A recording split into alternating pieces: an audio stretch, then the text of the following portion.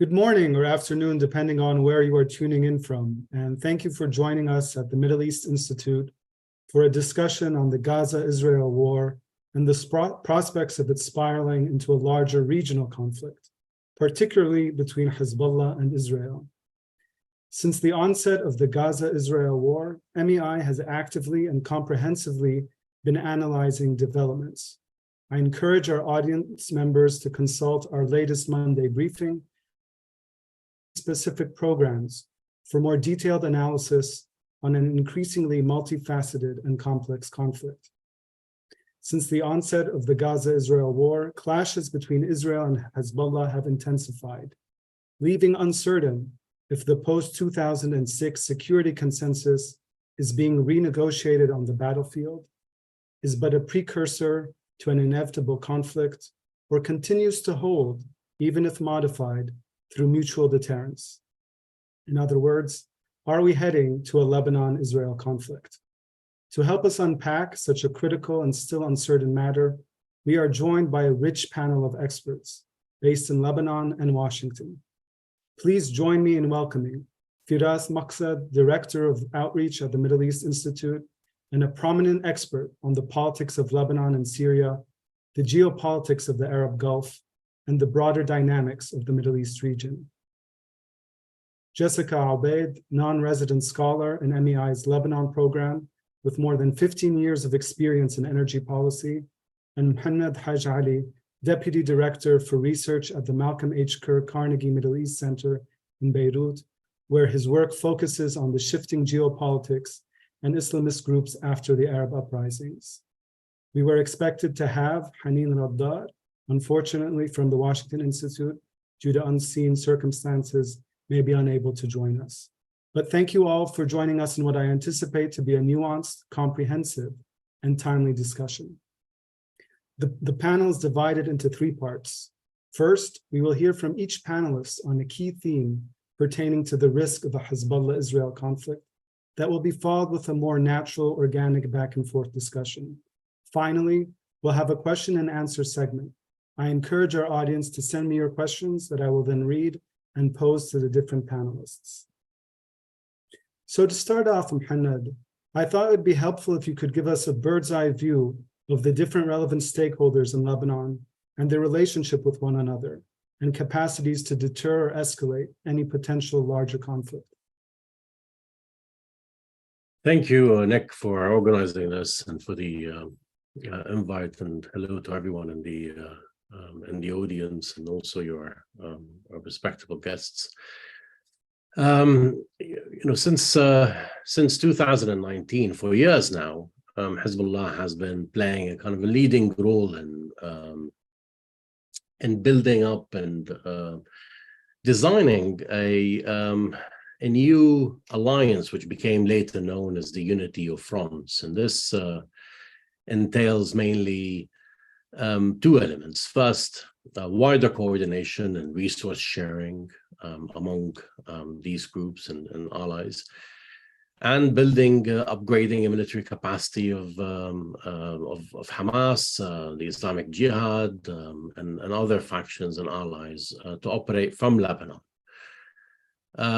This ability to operate from Lebanon also provides a kind of another shade of violence for the organization, within the way it kind of negotiates its parameters with Israel. And what we've seen since the October 7 attack and the ensuing violence in the Israeli operation on Gaza is that Hezbollah has put this strategy fully operational. They've launched attacks themselves on Israeli positions in northern Israel, and the Palestinian factions also launched rockets, conducted some infiltration attacks. All of this has been part of the organization's strategy since 2019 and 18. As you know, since 2006, the organization has been focused on building layers upon layers of deterrence against Israel, upgrading its capabilities, militarily on different fronts, but also in terms of building new alliances and trying to put together this unity of front strategy, which would deter Israel, in case Israel attacks Lebanon, or in case Hezbollah is trying to impose new rules of engagement upon Israel. Israel has to take into consideration that there has been now an upgrade in its ability and Hezbollah's ability to respond through this unity of fronts alliance, one for all, a kind of a NATO for non-state actors of some sorts. So Hezbollah has been allowing these attacks, and I think they're limited in their impact on Israel, but they provide a certain kind of shade of violence that the Israelis would respond to in a similar fashion. The scale as it stands now is quite limited. And I think it kind of reflects Hezbollah's interest in keeping the ongoing conflict limited in scale, and it would upgrade it at a later stage, whenever the ground invasion in Gaza starts. I mean, they in the early phases of the ground invasion, they can also, I think, escalate, if it happens, of course. They can also escalate within these boundaries and not exceed them. They can attack even more Israeli positions. They can ask their Palestinian allies to launch operations from South Lebanon.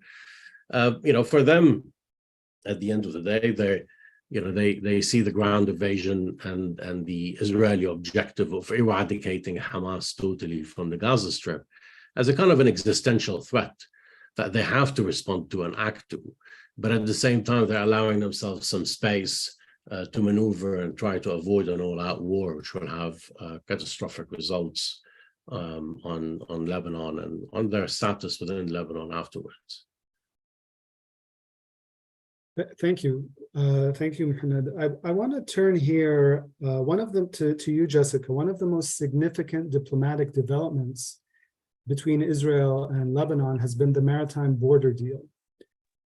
How can the presence or absence of gas and energy resources impact the likelihood of conflict? Well, there are always discussions on energy resources reshaping relations between countries, and that has been a heavy discussion for Eastern Mediterranean gas and also in Lebanon. So when we look into the discussions over offshore gas in Lebanon, there have been big promises, high expectations set by politicians for the Lebanese people, how this gas was taken as a de facto proved reserves would actually kind of save the country from all the financial economic crises. Big promises were made, how we're going to build a metro, etc., etc. The economic bit was always oversized, overestimated, overpromised, if I can say. However, on the political bit, potential offshore... Send a message and I'll be sure to read them in the third segment, which is the Q&A segment. We'll wait for Jessica. Perhaps, Firas, we can move to you. You're based in... Oh, no, there she is. Jessica, go ahead. The floor is yours. Sorry. Yeah, so I was saying that... So we've had all this impasse on the maritime boundary dispute for so long, for so many years. And then all of a sudden, it wasn't the gas prospects, because gas prospects have been in discussions forever, but the economic situation and the economic and financial crisis in Lebanon that changed a bit of the context for this, that brought Israel and Lebanon to a mediation table. And then we see that we've had a maritime border agreement happen on the 27th of October in 2022. All of a sudden, a lot of changes have happened on the political scene, which this border agreement by itself is a big deal on the political level, because it signals that the politicians do have as a priority offshore gas exploration and moving forward with gas, despite them knowing that it would not save the country, but they've been selling the Lebanese people on this idea. And it also tells us that even Hezbollah was kind of big and was sold on this, and has approved this moving forward because they didn't stop a deal. They were on board of this, and they allowed the deal to happen, which means that they were interested in also in having potentially gas. So now we know that there is no gas. There is no commercially viable reserves in that well that has been drilled in the Block 9 and Qana field in the south of Lebanon. That doesn't mean that Lebanon would not have gas in the future. There, as per the agreement, as per the contract with the consortium led by Total in Block 9, they would have to drill another well. They also have, the same consortium also has Block 4, where there has been a dry well as well in previous gas exploration. And the same consortium was the only bidder for the new blocks, 2 blocks as well, pending negotiation with the Lebanese government. So we cannot rule out that gas would not be present in the future. However, now it's not going to be a deterrent for conflict because we're not going to have a gas platform in that block anytime soon, at least. Thank you, Jessica. I want to take this moment to turn to you, Firas. You're based in Washington. You have extensive experience working and analyzing the geopolitics of the region. Could you give us the outlook from DC, the strategic thinking from some of the different key regional players? What are their major concerns, tools of leverage, objectives at this moment? Absolutely. First of all, Nick, thank you for organizing. It's a pleasure to be with you and with all my friends and colleagues on the line, and Jessica. It's a pleasure to be here and looking forward to this discussion.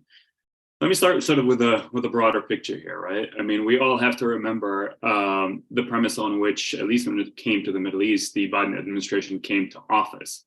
And that premise was very clearly a retrenchment away from the Middle East, most visibly sort of embodied by the withdrawal from Afghanistan and the impact that that had on U.S. credibility in the region. As sort of many of our friends in the administration, whether it's the White House here, keep saying that we just wanted to keep the Middle East off the president's desk at all costs. So a lot of conflict management, conflict mitigation. I think what we saw in the last year or so is a bit of sort of adjustment to that general objective with Amos Hochstein, and I know, Jessica, the things that you follow in terms of energy in the Eastern Med. He's particularly relevant, but also in terms of the potential normalization that was being pursued by the administration between Saudi Arabia and Israel. We saw sort of the administration looking at potential targets of opportunities in the Middle East, those being among and engaging on a very selective and limited basis, but with the general premise still that we certainly don't want to be sucked back into the region because of greater priorities having to do with great power competition, Russia, a hot war on the European continent with Ukraine, certainly the long-term challenge of China, fears of Taiwan. And so this is not where the administration wants to be. And I think that continues to govern its reaction to what's happening to events on the ground. It's true that President Biden did take that trip to Israel, give Benjamin Netanyahu that bear hug, and in many ways, sort of what we keep getting asked about here from our perch in Washington is that green light. The administration gave a green light for Israel to commence a ground invasion, or to perhaps maybe even try and deter and attack Hezbollah in Lebanon. And I'd like to emphasize that under that sort of broad umbrella of American support for Israel's right to defend itself, or what people in the region like to refer to as the green light, there are a lot of details that are worth taking a second look at. I think what we're witnessing is quite a bit of pressure from the administration for Israel to, one, delay its operations in Gaza in favor of hostage diplomacy, creation of humanitarian corridors and safe zones, but more importantly, also when it comes to Lebanon, to contain that conflict using sort of both tools in its arsenal. One is deterrence, the conventional deterrence with the deployment of the naval strike forces to the Eastern Mediterranean, but also now we understand that the U.S. carrier, the Eisenhower, is heading to the Persian Gulf, whereas the Gerald Ford will remain off the Lebanese and Israeli shoreline. So deterrence, but also diplomacy. The messages that are being ferried back and forth by trusted interlocutors in the region. Qatar has the relationship not with just Hamas, but also with Iran and Hezbollah. And so messages are being ferried back and forth with the stated objective of containing the conflict and really not wanting to see that second front with Lebanon come into a full-blown war. And I think that, I know that I'm going to be asked about the potential of an American involvement perhaps in such a conflict. And I would just say that I don't currently see it. Yesterday was the 40th anniversary of the Marine barracks bombing. Sort of the first time that Hezbollah and America came into direct blows. It's ironic to see the American warships off the Lebanese coast again 40 years later. I think it's mostly deterrence. We can see perhaps the US being involved kinetically if in fact Hezbollah and Israel commence a full-scale war, perhaps trying to shoot down, perhaps providing intelligence for the Israeli side, locating launch sites. But I really don't see it ever coming to that. And we can talk about what Hezbollah's objectives are from the current status of the border and sort of what the Israeli objectives are. But I feel like at least on the Lebanon Israel front, this will continue to be contained for the time being, with still some very clear escalatory pathways and clear inflection points, which I will leave for the Q&A. Thank you, Firas. I know on the back of many minds in our audience is that question of, will there be a direct US military confrontation or some form of responsibility? And what would that look like? But before I get to that, I think a great segue would be if we turn to you, Mohammed. Give us an insight into some of Hezbollah's strategic thinking here. What are its red lines? Are there any pressure points that whether different regional or international actors may use to sort of de-escalate the situation or deter Hezbollah taking a preemptive strike? Yeah, I think in terms of the strategic calculations, I think it's significant to note that the organization and even the Iranian side have made it very clear that they see a defeat in Gaza a preliminary step towards fighting in Beirut and Iranian cities, as they've called it. And I think this stems from the thinking that Israeli politics will take a shift in the next phase towards more preemptive conflicts, and rather than the conservative approach that has been undertaken by Benjamin Netanyahu, the Israel Prime Minister, who has dominated Israeli politics for most of the past decade. And I think at the heart of it, it's basically that the October 7 attack, as we saw it, this massive attack which left its marks on one, Israel and Israeli politics and the response that we've seen inside Israel, and two, on the international stage, this great picture of support for Israel in this conflict, and disregard for Palestinian civilians dying in Gaza at this large scale. I think that doesn't look like the Iranian strategy in the way Iran has been pursuing its strategy in the region. More smaller scale, long-term attrition, waiting game, as many have called it. And this is the reason why we're seeing a kind of a more cautious Hezbollah response.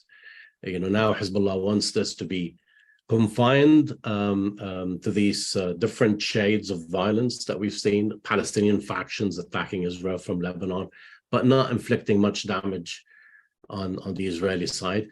Hezbollah also targeting Israeli positions, but being also careful in picking its targets and not inflicting high casualties on the Israeli side. And it's taking in a high toll. I mean, now we've seen, I think, about 25 Hezbollah operatives killed in action, and that's a high toll for the organization, probably the highest in its fight with Israel since 2006. I think the strategy in this short-term phase before the start of the ground invasion is to stay confined within this, but I do believe that they will escalate within these drone parameters and increase their escalation as the conflict advances. Specifically, if Israel succeeds in making quick advances in its war against Hamas, but I think what Firas has just mentioned in terms of the hostage negotiations and the U.S. pushing forward that there's a priority now, which let's see some hostage diplomacy, and I think the approach that Hamas has been taking in terms of having a trickle of hostages released every now and then, and that will buy them more time. And I think with the premise that there will be more international pressure on Israel, and some of the strong positioning that we've seen from Europe and the US, that will start to wear down as the civilian toll increases in Gaza. And I would add to that also the fact that there are different shades of these hostages that Hamas has taken. There are the civilians, there are the foreign hostages, and also the military POWs who have been taken in by Hamas, and these will require a different type of negotiations. And I think what we're saying is a pre-planned strategy that is being implemented, and I think that will buy them more time that they need in the conflict. And at the same time, I see Hezbollah taking its time and escalating and trying to keep things confined within these boundaries so as not to be dragged into a wider conflict, which would see a different set of dynamics, perhaps hardening Western positions on this, and perhaps even derailing the Hamas attempt to buy more time on its end. Allow me to follow up here. Much of our analysis has been on, and indeed beyond this discussion, Hezbollah's intervention largely being dependent on Israel's ability to affect the military capacities of Hamas.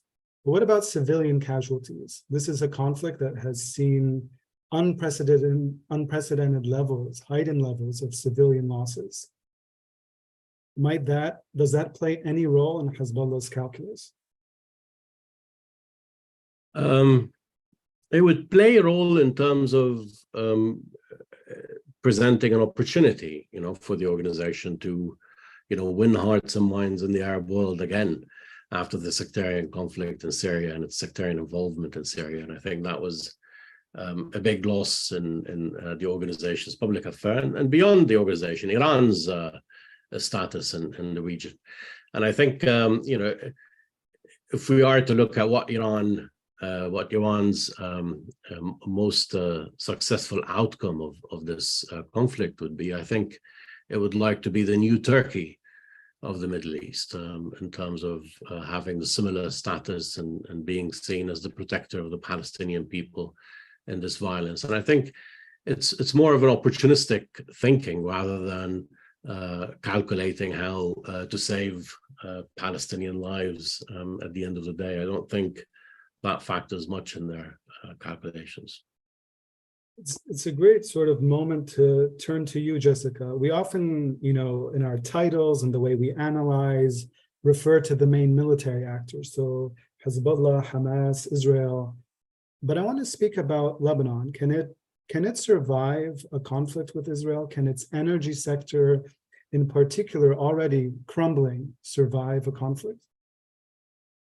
To answer this, I just want to remind everyone that this is happening in a very bad financial economic crisis that has been happening since 2019, and the government's dominant policy has been no action. There are no injections of dollars or low injection of dollars. Just the bulk of it comes from expats, and there's still no financial plan, financial recovery, and the foreign currency reserves are shrinking. So this is happening in a very bad economic and financial situation to start with. And so I want to discuss 3 points in this. Fuel is going to become very expensive. And then I'll also point out to the storage capacity for fuel that Lebanon has. And third, the alternative power that the Lebanese citizens have had to rely on for the past 3 decades. So in terms of fuel price, if we look into the past experience, past war in 2006, and that was devastating to the energy sector, just like the entire country. In 2006, the Brent oil averaged on a price of $66 per barrel. Now the price of oil is $90. But for Lebanon, this is going to also become even more expensive because when we look into insurance companies, they've already changed the status of Lebanon from high risk to a state of war, which means that insurance for Lebanon is going to become a lot more expensive and imports to Lebanon are going to become a lot less because of logistics and transports and ships disruptions. That means that oil traders are going to face this as well. We're going to have less imports and more expensive fuel, which means more blackouts. And already the power supply shortage from the national grid is barely 3 hours a day. A lot of people have to rely on this because of my third point on the price, and that's Lebanese have no subsidies. Lebanese residents, everyone in Lebanon, there are no subsidies for the fuel or electricity because of the crisis.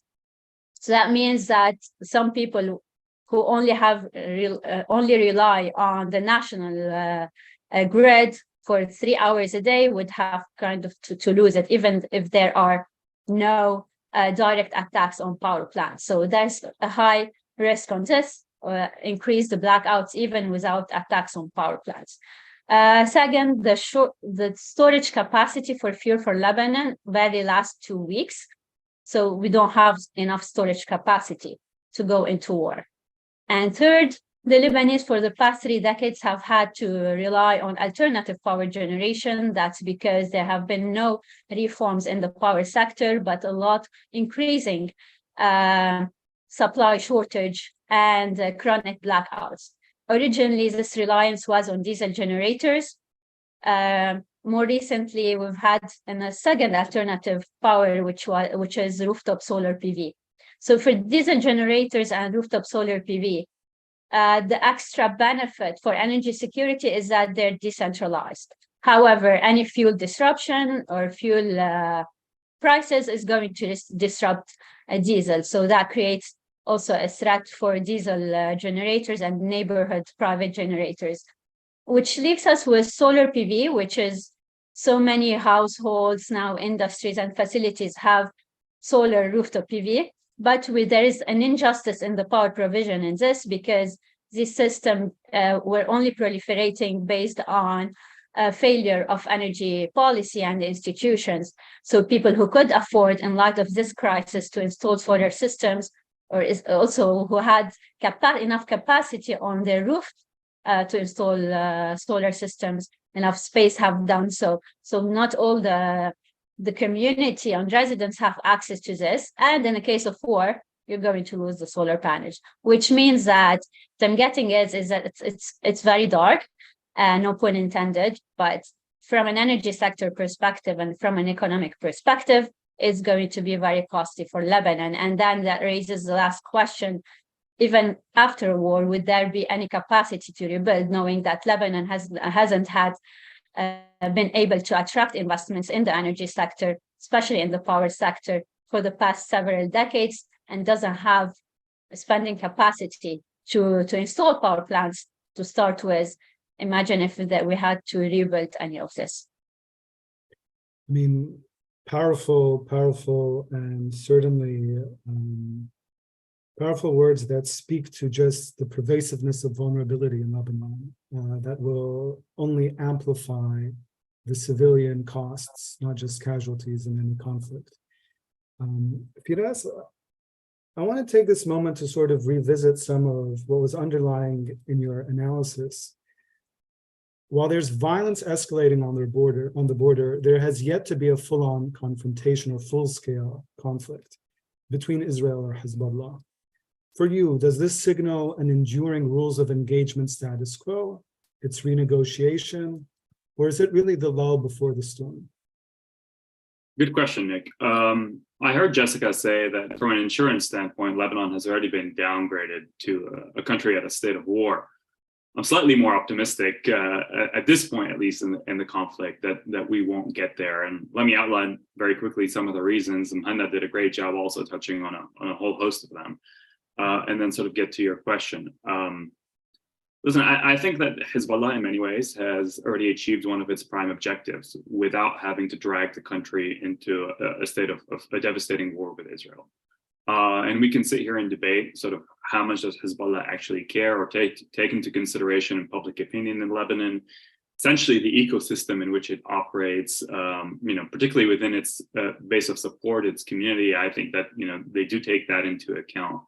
But, its primary objective, I think, is to harass, distract, and force Israel to divert military resources away from Gaza and Hamas for reasons which I think, again, Hannah touched on. But primarily, there's this view that if we allow Israel to take down Hamas, to achieve its objective of, as they put it, dismantling the military infrastructure of Hamas, Hezbollah would become then that much of an easier target for Israel in future confrontations.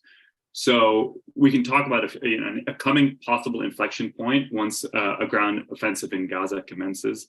But in terms of that primary objective for Hezbollah of forcing Israel to be distracted and to divert military resources, they're achieving that. They're already achieving that without having to go to a full-scale war. Last I checked, I'm not a military expert, but there's 100,000 plus of Israeli soldiers and reserves that have been called up that are currently deployed on Israel's northern front, let alone sort of the military resources that also have to go in terms of equipment and rocket and missile interceptors. So I think, they don't need to go to a full-scale war, cognizant of the realities that Jessica did a great job outlining in Lebanon in terms of the hardship and the sheer utter devastation that could be revisited. Now, in terms of the rules of engagement of 2006, you asked the question, and it also mentioned it.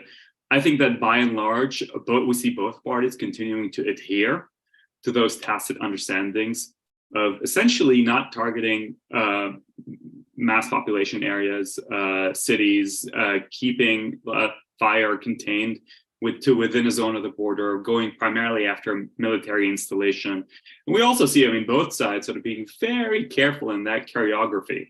Hezbollah carries out an attack, it immediately issues a statement saying what it did and why it did it, what it was in response to. Israel doing the same exact thing.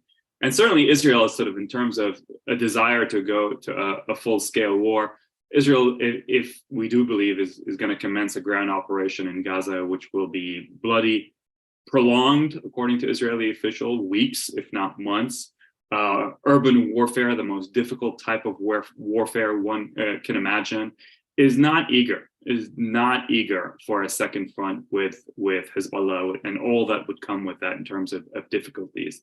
So for those reasons, I see the rules of engagement holding, with perhaps some slight modifications. And we've already sort of seen that Hezbollah is allowing Palestinian militant groups, whether it be Hamas or Islamic Jihad, to operate out of Lebanon. But also very interesting, perhaps a detail for a lot of our audience, but from a Lebanese perspective, allowing Sunni militant groups, essentially the Lebanese branch of the Muslim Brotherhood, to also commence military operations. And I think that all sort of feeds into Hezbollah's need for plausible deniability, allowing offensive operations to take place to harass Israel out of Lebanon, but also not wanting to take the responsibility or drag us towards a full-scale war. And interestingly, they continue to do so under the deterrent umbrella of Hezbollah and the rules of engagement. So these groups carry out their offensive operation, Israel retaliates, then Hezbollah retaliates on Israel, but all within the rules of engagement of 2006.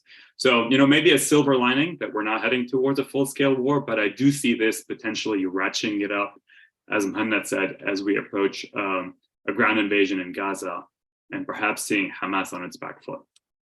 Are there any factors, though, that may push either Israel or Hezbollah to make a preemptive strike on the other?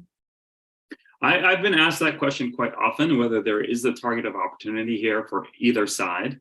You know, whether Hezbollah and Iran would want to take advantage of Israel being bogged down in Gaza in a few weeks from now, or perhaps from the other side, whether if you have sort of called 300, I've seen estimates of 350, 360,000 reserves into duty in Israel, that this is your opportune moment to try and finish business. For all the reasons that I stated, I currently do not see it. I think the escalatory pathways are one of two primarily. One is the Gaza operation and that very difficult choice that Hezbollah and Iran will have to face in a few weeks' time of, do we throw our lot in with Hamas in order to try and salvage it? And it might be a futile effort because Hezbollah might be next if Israel does in fact accomplish its goals out of this military objective, and that's a big if. And two, sort of, you know, fog of war, mistakes happen. A mass casualty event on either side of that border that was unintended will then force a proportional response, and then we can see ourselves go down the escalatory paths into a full-scale conflict. But short of that, Nick, I don't see the will to go to a full-on war by either side at this point. Thank you. Thank you all.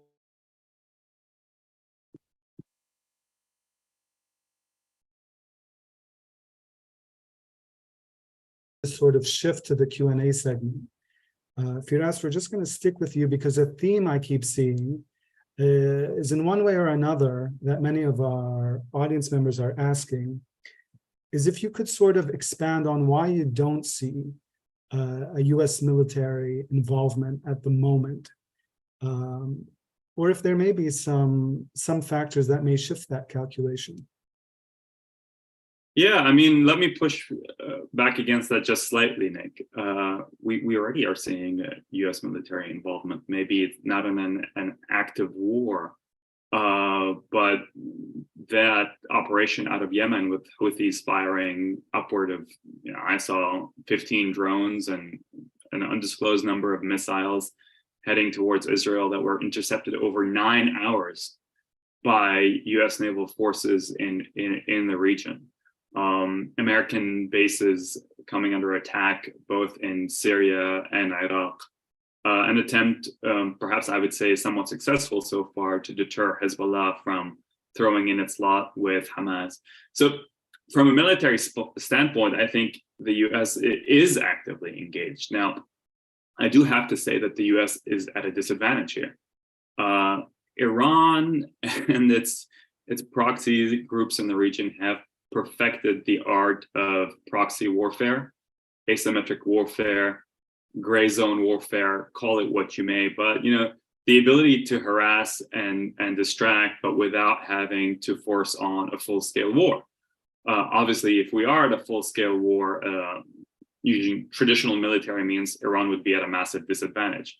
So currently it's a disadvantage for the US because they're being harassed from all throughout the region by Iranian-backed troops, but their ability to respond is fairly limited to traditional means. And I think that's going to continue to be a hamper for the US that it has to deal with. I don't see that kind of direct US involvement that crosses the threshold you're talking about, unless the unforeseen circumstance of a full-scale Israeli Hezbollah war, which again, I currently still think is unlikely.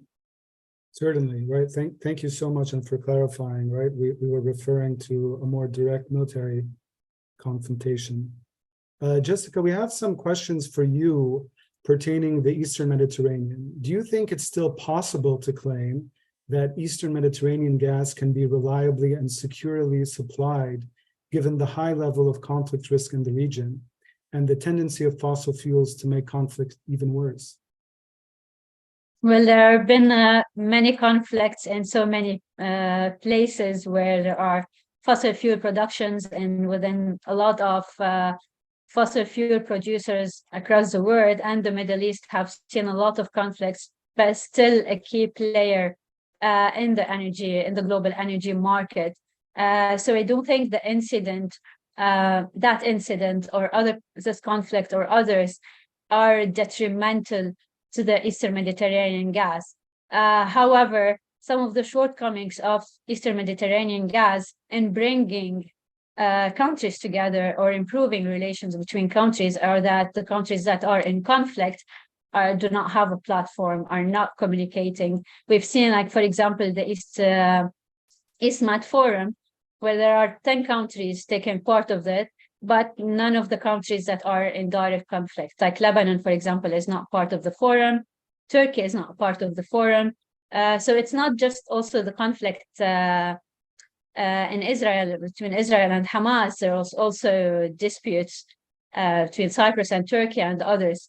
So there are shortcomings in how the Eastern Mediterranean gas have been built and to the international community as a gas savior, just like how gas in general, fossil fuels are expected to end all problems, but they never do. But it's a matter of expectations rather than what can actually happen. Thank you, Jessica. Mohammed, I want to turn this question to you. How important will the role of peacekeeping organizations like UNIFIL play in preventing any further escalation between Hezbollah and Israel?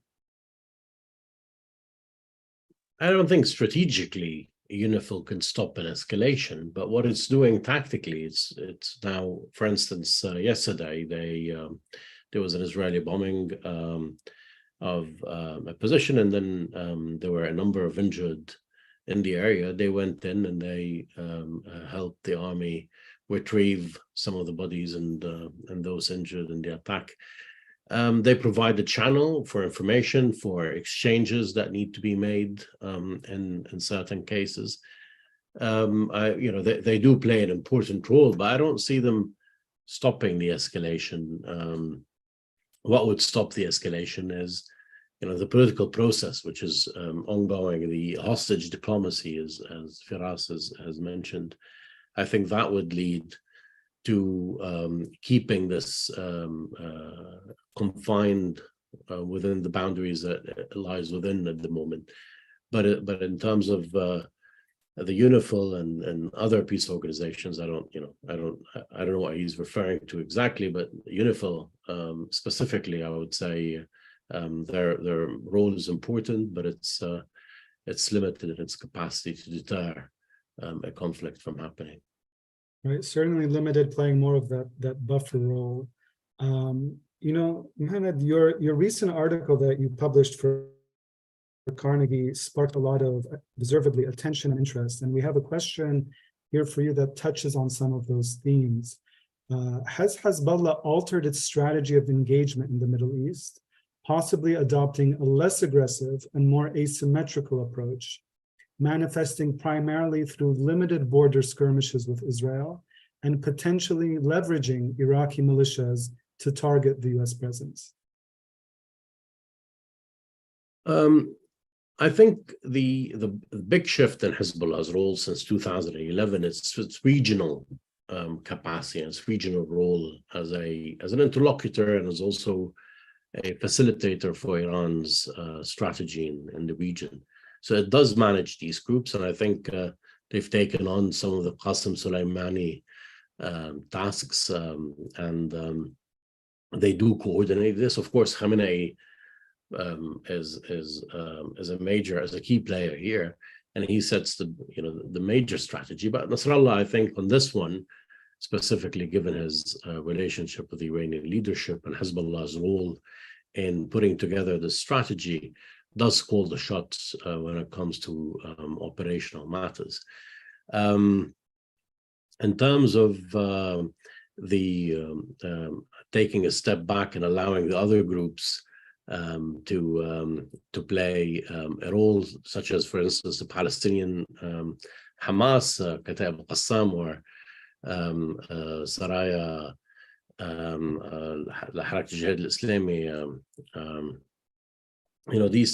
these groups, they do perform certain tasks on certain attacks, and they do initiate these attacks in South Lebanon, but they're very limited in their impact, and I think and they're very underwhelming in their results. The infiltrations and the rocket launches, even their tools and their capabilities are not as advanced as those of Hezbollah. And I think, while they're putting these in action and taking a step back, allowing this shade or this buffer, also how strategically, when you look at the view from Lebanon, you see Kataib al-Qassam announcing that they've launched rockets. That gives a kind of a morale boost to the organization, which is being pounded in Gaza as we speak. But I think Hezbollah had to step in, and that was not within their expectations at this stage, and they're taking a higher toll than expected. And I think this will also increase the probability of things going wrong, as in the fog of war, as Firas mentioned. And there are a number of scenarios here that I think we could discuss in terms of how things can go wrong. But one of them is, of course, a higher Israeli toll and an attack by Hezbollah against positions in northern Israel. And I think this is a high probability. And another one, I suppose, when it comes to Israel's own objectives in the conflict. I mean, now they've set the objective of eradicating Hamas in Gaza. They're going in, they're getting stuck, while at the same time Hezbollah is escalating in the north. They might see that there are more achievable objectives in the northern front than there are in the south. And I think that that might factor in their calculations. So that's also another probability looking ahead that we should be worried about. Thank you. And it gives me this opportunity to ask both you and Firas a question that's underlying in many of the questions I'm receiving. And it's something we haven't really discussed, is Iran. Can Iran make the decision for an escalation on Hezbollah's part? Do you see that happening? Do you see them pushing a preemptive strike? Maybe I'm guessing I'll go first if Mohammed would allow me. So the educated guess here. I don't particularly claim insights into Hezbollah's decision-making process or that between it and Iran, but what we have is a track record. And I think we kind of all recall here that in light of the Syrian war and the uprising in 2011, 2012, sort of this initial deep reluctance by Hezbollah to get itself involved in that war. And in fact, they signed on to what is in Lebanon known as the Abda Declaration, in which all Lebanese parties agreed not to get involved and sucked into the cycle of violence next door in Syria. But we also saw that Iran was in fact able to pressure and coerce Hezbollah's leadership into changing its position because of the geopolitical necessities of saving the Assad regime. And we also saw that Hezbollah was then able to change the narrative and adapt to that, from not being involved to outlining the pretexts and justification being, having to preclude and preempt the jihadi US-backed conspiracy to attack the forces of resistance in the region, fight them in Syria before they come home to roost in Lebanon. The entire narrative that was laid out as a result of that. So sort of my understanding of the relationship there between Hezbollah, the A team amongst Iran's proxies, no doubt, and Iran, is that Hezbollah does have a degree of flexibility in which it tends and can explain the operational conditions, the constraints within Lebanon that it has to deal with, and that the Iranian leadership might in fact take that into consideration. We saw that the foreign minister of Iran, Abdullahian, referenced that in a key interview a few days ago, which went viral amongst the Lebanese, in which he said, we understand the tough economic conditions in Lebanon, but, So I do think that Hezbollah has a degree of flexibility, but ultimately Iran has the capability and the leverage over the organization still to compel it in a direction that it wants it to go. Thank you, Firas. Mohammed, do you have any thoughts you'd like to share? Yeah. I mean, first, just allow me to disagree with Firas on the Syria conflict. I mean, one of the Iranian generals, Hamadani, who was killed in the Syria conflict, his memoirs were published. And it seems the other way around, in the sense that Nasrallah was kind of taking a leading role in trying to convince the Iranian leadership of the urgency of supporting the Assad regime and stepping in the conflict. I don't have any definitive answer to whether that's, that account is exactly what happened or not.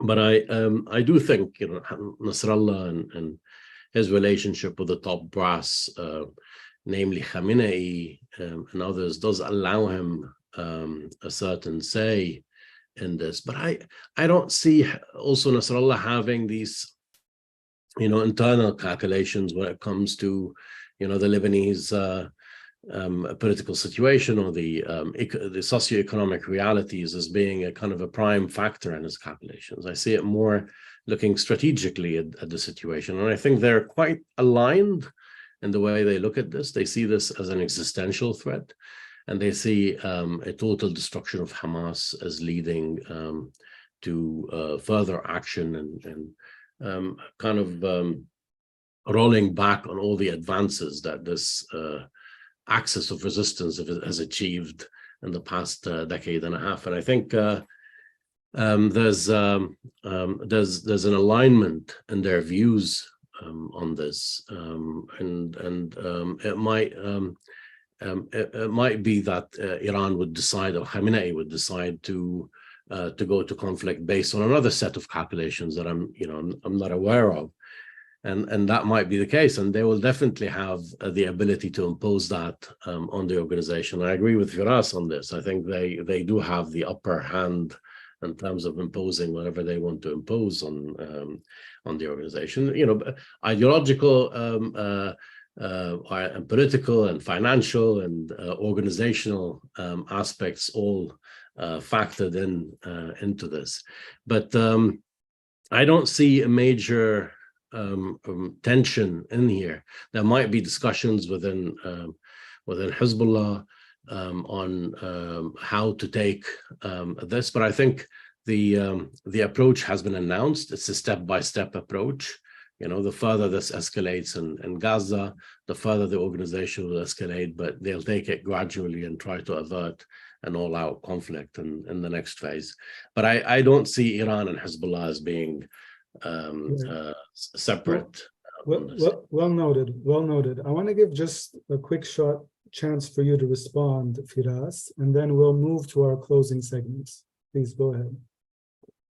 Yeah, delighted to, and I'm glad that Mohanad and I agree is sort of on the key takeaway here. What I wanted to do is really actually kind of sort of address the opening comment that Mohanad put forward, and I think it was quite fruitful and rich for our thinking, but also to highlight that despite the unity of fronts, which is a relatively new development that has picked up pace in terms of a war room to coordinate and Hezbollah's role in that process on behalf of Iran as it relates to its proxy groups in the region. I think it's also important for the audience, or at least for us, to point out to the audience that differences remain and that there are tensions within the various interests of these organizations and entities. And key amongst them, I mean, for those of us who've been watching Twitter, Lebanese Twitter, Hezbollah, Hamas Twitter and then Khalid Mish'al's very interesting interview with Al Arabiya only a few days ago, is that the fact that Hezbollah continues to be limited in its cross-border operations and its willingness to come to Hamas's aid has caused quite a bit of frustration and consternation on Hamas's part, so much so that Khalid Mish'al is willing to go on a Saudi-owned television station to basically politely say that despite Hezbollah's efforts and the martyrs that have fallen in defense of this, still falls short of Palestinian aspirations in terms of Hezbollah coming to its defense. Certainly also watching a lot of the pro-Hezbollah pundits essentially asking the Palestinians on Twitter to keep the criticism quiet and highlighting that actually benefits the Israeli enemy. So there are conflicting interests at the time, or interests that there is tension between these two, and I think that's important to keep in mind, an interesting point. And maybe just lastly, to close if I may, I think the big picture where we started, like not losing the forest for the trees. With the October 7 operation, Hezbollah, Hamas, whether in coordination with with Iran or not, succeeded in striking a blow to U.S., but also the interest of U.S. partners in the region. The normalization process, which had become sort of a key objective of the administration in the region, is on hold for the foreseeable future. I don't think that it's necessarily dead, but I think it's on hold. Global interest and public sentiment is yet again inflamed and focused on Iran and its proxies and what the resistance is doing, which is where they want to take the confrontation. So the big picture as we stand today in the conflict, about 2 weeks in, is that Iran has, through proxies, and Hamas has struck a blow, and it has been largely successful for where it wants to take the discourse and the region. And the U.S. is on its back foot, struggling on how to deal with it. And unless there's a very heavy price that Israel is able to extract from Hamas militarily through achieving its stated objective of degrading and destroying its military infrastructure, I believe kind of that's where things are right now, which is that the U.S. administration's stated objectives and interests have been set back. It is again distracted and sucked into the Middle East, distracted away from Ukraine and great power competition, and Iran and its proxies are driving the conversation. Thank you, Firas. I know, Mohammed, you wanted to add just one point, and then we'll, I appreciate all the questions in the Q&A. Certainly everyone appreciates the wealth of different perspectives. But then we're going to move to our closing segment. Mohammed, please, the floor is yours. I just wanted to add to an excellent point that Firas has mentioned in terms of nuances within Hamas itself. I mean, at the end of the day, the unity of the alliance is a new thing. It's an alliance which has been in the making the past few years. And the shift in Hamas's politics started with the elections of Yahya Sinwar, in 2017. So this has been a result of a change in the Hamas leadership and not a kind of a change in the hearts and minds of the organization.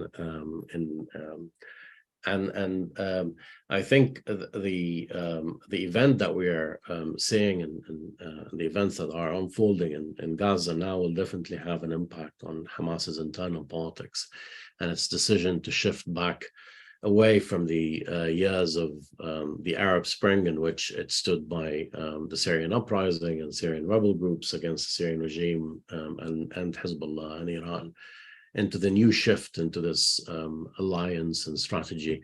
So we might see different nuances in the next phase, and this is this event is of a magnitude that will certainly have an impact on this level. I just want to add to this point, and well noted. Thank you very much for sharing. I want to end this perhaps with just your 1 minute reflections, your final thoughts. But if I may encourage you, I think underlying in many of the questions is, so where do we go from here? What comes next? What's the end game? But I'll leave it over. Maybe we can start with you, Jessica. Your final thoughts. I think I just want to highlight that even if Lebanon doesn't go into a full-scale war, which I hope will happen, of course, there are still a lot of negative impacts on the economy and the energy sector, starting with the fact that in the absence of a financial and economic plan, the Lebanese government has mainly been counting on Lebanese diaspora to come to Lebanon in the summer, in December on Christmas, and inject some dollars in the economy. And in between, we'd suffer a few months in between. And so December is almost here. And this is a time where the diaspora normally books their flights to Lebanon. And a lot of course, reluctant, terrified, and the national airline carrier has reduced the flights. So there are going to be a lot less dollars injected in the economy. A lot of, we've seen all the embassies ask their citizens to flee Lebanon. So there's going to be a massive negative impact on the economy, regardless of whether a war would happen or not. And my final few seconds, I just want to share a quick story that portrays the state of the infrastructure of Lebanon and our ability for a response. And that last week we've had a storm in Lebanon that has led one building has collapsed because of weak infrastructure. It has taken some 5 days to get the bodies out of the collapsed building, and that's one building. So that's the state of the infrastructure. That's our ability for a response, and that's definitely doesn't seem like a country that can go into any war. Thank you, Jessica. Mohammed, your final thoughts. Yeah, I think what Jessica mentioned is very important, and I would say that the hostage diplomacy is an opening, and the road leading to some sort of a political solution away from the conflict and how the conflict is advancing itself. And I think if his hostage diplomacy proves to be successful, we might see some sort of de-escalation leading to a deal to save face, given the high bar that the Israelis have set for themselves, which is the total eradication of Hamas. We might as well end up with no all-out conflict in Lebanon, and in that scenario, specifically if the ground invasion is delayed even further down the line. But at the end, it looks like a very like a longer than usual conflict, longer than the conflicts that we've seen in the past in Gaza, and the human toll will be much higher than what we've seen. In addition to the suffering that Jessica has mentioned economically and financially, and that will have an impact on all of us in the region in time to come. Yes, well noted. Firas. A lot's been said, but maybe I'll conclude with the following thoughts. No doubt that there is going to be a ground component to what we're witnessing in Gaza. You don't call 360,000+ reserves, put your economy on hold, and not finish the job, in the sense, at least with some kind of a ground component. That might not be what was initially contemplated in terms of an all-out ground offensive. It might be sort of a multi-layered, multi-stage offensive, maybe perhaps not as sudden and intense as sort of what we thought last week, but nonetheless with reverberations that will certainly reach the Lebanese front and reverberate throughout the region. And so as far as sort of Lebanon is concerned in all of this, I think the Lebanese and the Israelis are in for a very bumpy ride that will last weeks, if not months. Muhammad is correct. This is not going to be something that will end next week. Our Lebanese friends are going to be asking and wondering whether the airport's going to be closed or open for weeks and months at a time, I am afraid.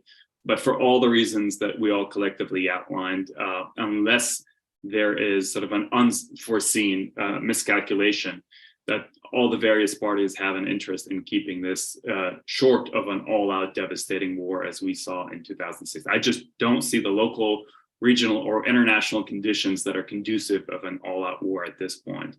I want to congratulate every single one of you. We went through this for an hour and a half. We did not mention the Lebanese government. We did not mention Prime Minister Miqati. We did not mention the fact that Lebanon continues to have a vacancy in its presidency.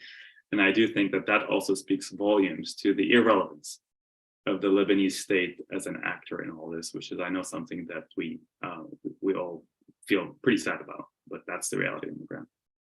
Thank you, Firas. I want to take this moment to thank all our panelists, Hannah, Jessica, Firas. Thank you again for your time. I also want to encourage our audience to check out our regular, fast-paced publications that are covering the conflict, and also on some of the existing issues pertaining to Lebanon on our Lebanon program. All right, thank you all. Wishing you all the best.